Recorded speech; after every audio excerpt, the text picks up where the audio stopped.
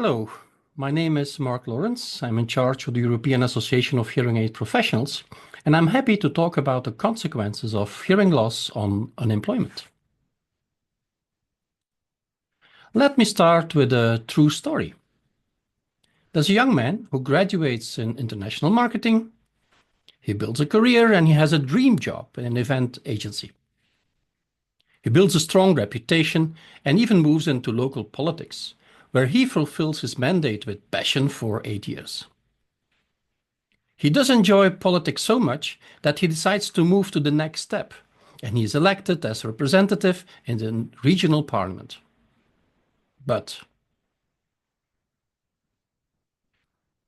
one morning he wakes up when he feels an annoying pressure in his ear. He hopes when he visits his general practitioner that he will be able to fix it, give some medication, and everything will be okay again. But the doctor doesn't notice or see anything and puts him at ease. It's most likely a mild infection of the Eustachian tube. Don't worry about it, it will heal and everything will be okay. But on his way home, he starts to feel very dizzy. And he also feels that he stops hearing from his left ear. He needs to cancel all his meetings. He goes to bed and calls his doctor, who comes for a home visit, and then he prescribes some medication. But things don't improve. He feels really very sick, and now he's extremely dizzy, and his left ear is now completely deaf. Since it's a sudden hearing loss, he is referred to the emergency unit of the hospital, and from there he is moved to a university hospital for urgent treatment. After a month of recovery, his health feels better, but he still has his balance problems. His left ear is still deaf. He is even experiencing tinnitus, and he also starts to feel that he has a mild hearing loss also at his right ear. So now it's time to take action, and after investigating, he starts using hearing aids. It's a special system, they call it a cross system, which will send the sounds from his left ear, where he doesn't hear anything, to his right ear with some extra amplification. This works for a while, but doesn't prove to be enough. Since he doesn't know where the sounds are coming from, he does have a lot of problems understanding a noise. In combination with all of this, he decides to stop his political career. This is too challenging in combination with his hearing problems. And then he moves on. He starts the route towards using a cochlear implant on his left ear in combination with a hearing aid on the right ear, because that right ear is also getting worse, and that's also due to Meniere's disease and multiple Meniere's attacks. Now, this path is not that easy because in Belgium there is no refund for a unilateral cochlear implant in adults. So all, except the hearing aid, had to be self-funded. He does this, and he's well guided through his cochlear implant journey, the intake, the tests, the surgery, the fitting, the onset of the cochlear implant, but then followed, very importantly, by auditory training and audiological and psychological guidance and support, because this is a part that takes some extra efforts and takes some extra support to make this going well. Things do improve and he's more functional and even starts a job in the local division of the cochlear implant company, by the way, where his implant came from. Now, this is a real story, and you can read the full story in his book, My Hearing Challenge. But that is not all. Because last month, this young man was installed as the new Belgian Minister for Consumer Protection, People with Disability and Equal Opportunities, and to combat social fraud. Here you see him standing in front of our Belgian king, doing his vow, where he was installed as a minister. His name is Rob Beenders, and I strongly recommend you to read his book, My Hearing Challenge. It's not only about his challenge, it's also about challenges of multiple people that had hearing loss, had some issues, and moved towards taking action. And as you can see, yes, hearing loss can significantly impact employment, but doing something about it can make a huge difference. Now, of course, the story is nice and very important and makes it very concrete. But what about published research? What about research publications on the consequences of hearing loss on employment? Can we find some? Oh, I can assure you, you find loads. There's so many publications that have been shared the last decades. An important resource is the World Report on Hearing, but in many other peer-reviewed quality journals, you will see a lot of good studies on this impact. Now let's start with the World Report on Hearing. If you didn't read it yet, now is the time to do so. And if you go to page 46, you will see a chapter on employment. And there WHO states an association between hearing loss and employment in adults is evident. And then further, overall, adults with hearing loss have increased odds of unemployment or underemployment. One of the resources they use is a systematic review that was published in 2020 in the Journal of Laryngology and Otology. And there you see a conclusion is that the highest quality studies currently available indicate that adult onset hearing loss is associated with unemployment. Now, a systematic review is just gathering all the published quality reviews and then take a conclusion and publications. So let's look at some of those detailed publications. So you see here a Swedish study where they looked into the relation between hearing problems and burnout scores. To guide you a little, in green, you see people who are normal hearing. In blue, you see people who have or hearing loss or tinnitus. And in red, you see people with hearing loss and tinnitus. The lower the quartile, so Q1, are people with very mild burnout scores, while the higher quartile is people with very high burnout scores. And there you see that the blue bar, people having either tinnitus or hearing complaints, is much wider and much bigger than in the other quartiles. And this also goes for people who have both tinnitus and hearing complaints. We also looked at this at the Thomas More University College in Antwerp, where we used a burnout assessment tool developed by the University of Leuven. It's a validated questionnaire to look at early signs of burnout or confirm more significant issues with burnout that is used normally in companies' employment to check if the employees have issues and if there's something that needs to take action. And we evaluated this in combination with a lot of test procedures. The first thing we looked into was the acceptable noise level test, the ANL, which is indicating how much noise you accept while listening to continuous speech. And here you see there's a significant relation with primary burnout scores. But if you ask people how much effort do you need to give and how much noise do you accept, you see exactly the same thing. And self-reported noise acceptance is also correlated. Self-reported understanding speech and noise is correlated. Self-reported auditory concentration is correlated, and self-reported tinnitus is correlated. On tinnitus, you can discuss if burnout can also cause more impact on tinnitus or vice versa. So here we don't know, we need to be careful. And all these aspects show correlations, right?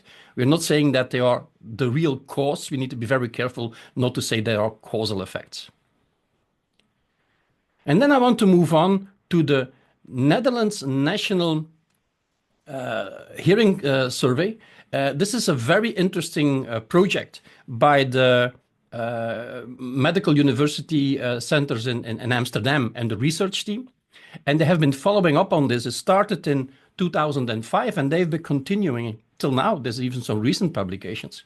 And the first PhD that came out of this, the PhD thesis that came out of this is from Janneke Nachtegaal, who published this, her PhD in 2010. She looked at hearing impairment and the possible effect on work. She included 925 normal hearing and hearing impaired working adults in the age between 18 and 65 years. And to be working, you needed to work at least 18 hours or more during a week. And she found a significant association between hearing ability and the need for recovery after work. So with poorer hearing leading to an increased need of recovery. She also looked at the relation between hearing ability and productivity at work. And there you see that hearing ability is definitely linked to absolute and differential productivity. But further, she also found a significant relation between hearing ability and sick leave. And that's, of course, an important aspect because in many healthcare systems, they try to reactivate people that have high prevalence of sick leave because of some issues, reactivating them and doing something about it. As part of that PhD, she also had a publication in the International Journal of Audiology, where she found the significant association between hearing status and the need for recovery at work. And here you see one of the results. So in green, you see people with good hearing. In orange, people with insufficient hearing. And in red, people with poor hearing. The higher the bar, the more recovery at work you need. It's a validated questionnaire they use to evaluate this. And you see that it's significant going up. So your hearing status is in fact in relation to the level of recovery you need after work. For every dB signal to noise loss ratio which is poor, that means that every dB have more problems understanding and noise. And a dB is a lot, right? You see that the need for recovery will increase with 1.4 points. So it takes more time to recuperate from work-induced efforts if you have hearing problems. The good thing is that this study was continuing because they are looking at a longitudinal effect. And the PhD from Mariska Stam that was presented in 2015 looked into the relation between hearing status and participation in different categories of works. She looked at the demographics. Here she already included 1,888 participants of this study. And here you see that participants with poor hearing ability were less likely to be found in the upper categories of education level and income. They were less likely to have paid work of 12 hours, at least more than 12 hours a week. And they also were more likely to take early retirement. On the other hand, they were also more likely that they would need to be looking for work or that they would be unfit for work, which is important because being unfit for work means that you're not able to be in a working environment. There were no associations with voluntary or household work. So one of those publications that was published in Work, the journal, the scientific journal on work, saw that the hearing ability seems to be related to both socioeconomic status and being employed. They're also more likely to look for work, unfit for work, and take early retirement, and that's what you see here. So in green, you see the normal hearing subjects. In red, you see the subject with insufficient or poor hearing, so they merge them together. And you see that being unemployed or looking for work increases significantly if you have a hearing loss. Being unfit for work is also more than doubling for people with hearing loss compared to people with normal hearing. And there's also a strong increase of those people who will take early retirement at work. So you see, this is all combined. So this underlines the importance of rehabilitation programs in audiology. You need to support people with hearing impairment to help them successfully to enter or to re-enter the workforce. So reactivating them takes rehabilitation and takes support. And then, of course, since it's longitudinal, that moves on. And we also had Tadej Godery, who presented his PhD thesis also on the same topic and the same research. He looked at the relation and the longitudinal relation, which is interesting because it's not only do you see a difference of different people with more or less hearing loss, but also how does it work over time? And that's where he looked into. And he looks into speech recognition and noise and recovery at work. And clearly, when he adjusts for the baseline values, he sees that the 5-year change in speech recognition and noise is statistically linked to a 5-year change in need for recovery. He also looked into the link with tinnitus. And here, interestingly, he did not find an association. There's no association between having tinnitus and the change in tinnitus and the need for recovery. And it's also tinnitus annoyance is also not associated. So that is not found in this case. He also published his findings in hearing, and here you see that the longitudinal study showed a significant association between 5-year worsening in speech recognition and noise and an increase in the need for recovery after work in the same period. And he states clearly that early detection, so screening people's hearing of a worsening in speech recognition in employees might be very useful as an indication and as in the increase in the need for recovery at work. So screening is essential for this, screening people's hearing, not only in people who work in an environment where you're more likely to get noise-induced hearing loss, but also in environments where you see that people need more recovery or may need sick leave. Now, just want to highlight the full story. So now in 2023, the whole longitudinal study was published with all the findings of all the articles included. So there's lots of them at this page. And of course, they now have results after 5 years, after 10 years, and after 15 years. And they also conclude now that this study shows a vast implications of reduced hearing ability for the quality of life and health of working age adults. Adults with impaired hearing ability are more likely to be unemployed, to be unfit for work, and they need more time to recuperate from work effort. So very happy that they are running this. Congratulations to the whole team who is working on this in Amsterdam. I think we can draw very good conclusions, and I'm happy I could present a lot of details on this wonderful project. Now back to reality. During the For World Hearing Day 2025, we're celebrating right now, the Belgian National Health Insurance is also relaunching a campaign. The campaign is called Hearing Loss is Never Normal, and it's a campaign towards general practitioners, but also to first-line health workers. And you will see a young person looking, and it states clearly that you need to detect early signs of hearing loss. You need to discuss when you see hearing loss, and you need to take action. Here again, people who are like doctors working in the environment of employment, right? When they see that somebody has problems coping with the work effort, is looking into burnout issues, why don't you check their hearing? Why not double check if hearing loss might be one of the reasons why things are going worse? On the other hand, we also have older adults. And there we see that when they come to their general practitioner, right, in many cases, when they say I start having problems hearing, that they say, well, yeah, you're 65 or you're 70. This is normal for your age. No, hearing loss is never normal. I think you need to be able to enjoy quality of life. You need to enjoy the sounds and the whispers of your grandchildren if they are there. So please make sure that we take action. And this goes for all first-line health workers, because many health workers come in contact with younger or older people. Let's be attentive and let's avoid the consequences of untreated hearing loss. Now to conclude. As you see, the World Report on Hearing is already indicating that hearing loss is associated with employment, with unemployment, the odds of unemployment and underemployment. The systematic review that we have shown shows that, in fact, adult onset hearing loss is clearly associated with unemployment. There's significant difference in prevalence of hearing problems between those with higher burnout scores and lower burnout scores.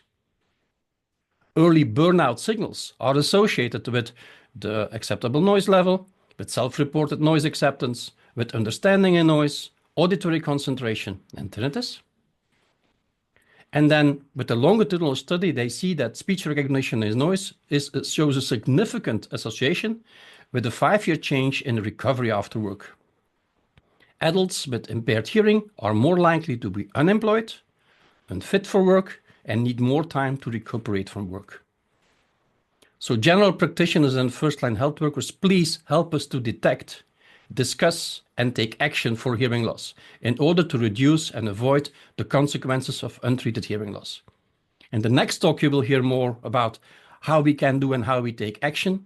Thank you for your attention, and please enjoy the rest of this lunch debate.